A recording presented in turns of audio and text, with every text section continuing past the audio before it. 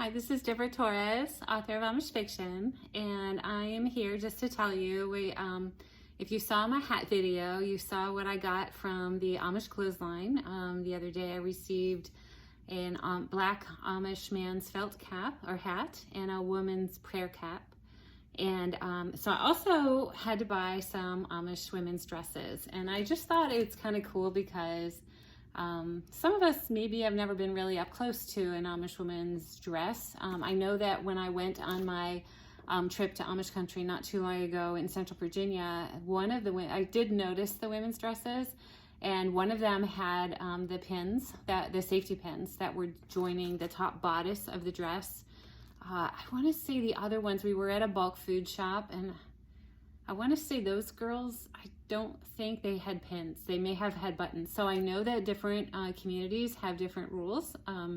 So some women are allowed buttons or snaps, I guess, and some have to join their material together with safety pins. So anyway, I'm not sure what these dresses will be, but I'm super excited to look at them. Again, I bought them from the Amish clothesline, and when I met with Miss Brenda, when I talked to her, she said, she was asking me what kind of colors that I wanted, and I wanted to have burgundy because it's fall in my book, and one of the other dresses I'm using is like a royal blue. So I just kind of wanted something different for some other shots for different covers. I have 3 books in my series, so we're kind of doing a book photo shoot, cover photo shoot very soon, and we'll be using the same models for the different covers. So I wanted them to be in different dresses. So anyway, I ordered some dresses, some Amish women dresses from the Amish clothesline. So I'm opening them right now, sort of an unboxing. So I'm going to show you here.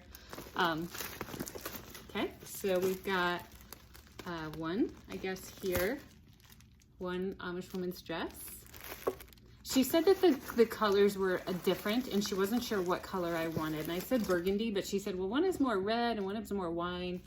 So it looks like they're very, very similar, actually. But I'm kind of interested just to see.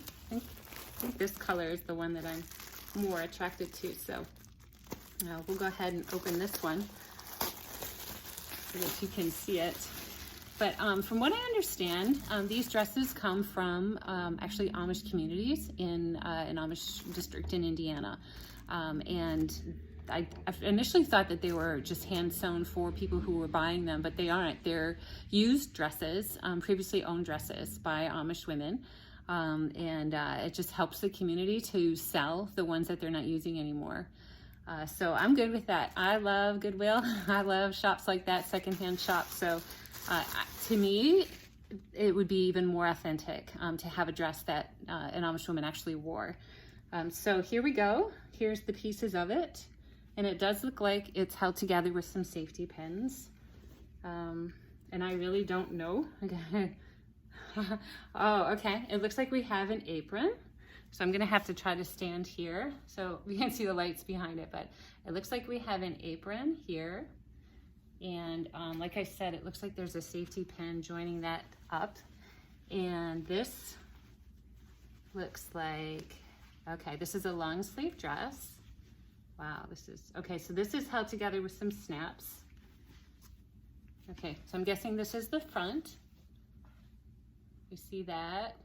It's very beautiful wine color. And the back does have snaps.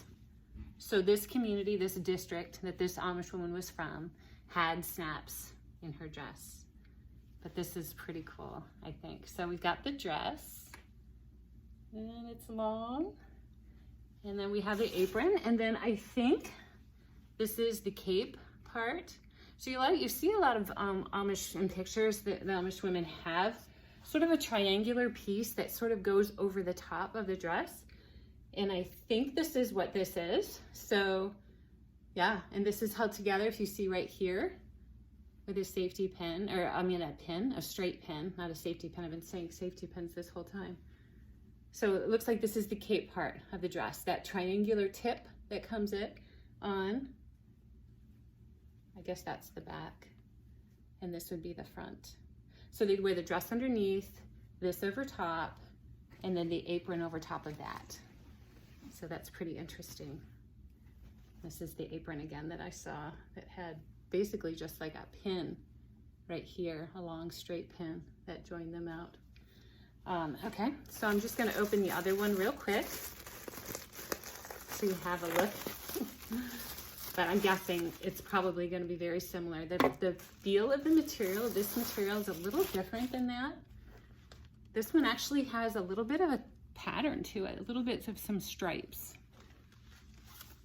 Okay, and so it looks like Miss Brenda sent some instructions and with some pins in there. So here's the dress.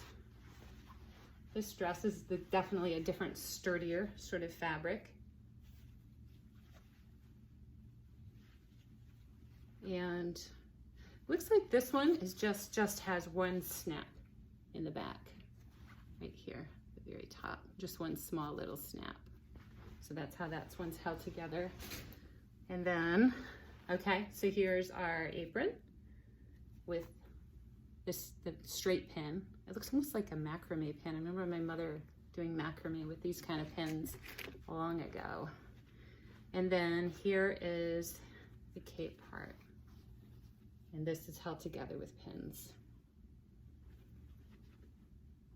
So anyway, super excited to see some Amish women's dresses up close. And on this weekend, we're gonna be shooting this on camera for the book cover that I have from my book, The Forbidden Gift. So my model will be wearing these dresses throughout. And I'll be videotaping that as well, so you can take a look at that and see what happens in a cover shoot for a book that's coming out. My book is coming out next May 2021. It's The Forbidden Gift. It's an Amish story of a young Amish writer. So anyway, if you don't follow me yet, follow me here on YouTube. If you subscribe in the link below, you can follow me here. I do Amish book reviews and also things about Amish life, and I'll be talking a little bit about my book like I am now. And also, if you want to follow my author journey, you can also below, there's a link to a free Amish and Mennonite cookbook that when you subscribe to my author newsletter, you'll get that cookbook digitally through email. It's 30 pages, full color pages of authentic Amish recipes and Mennonite recipes that you'll enjoy. Okay, well, we'll see you on the next Amish book review.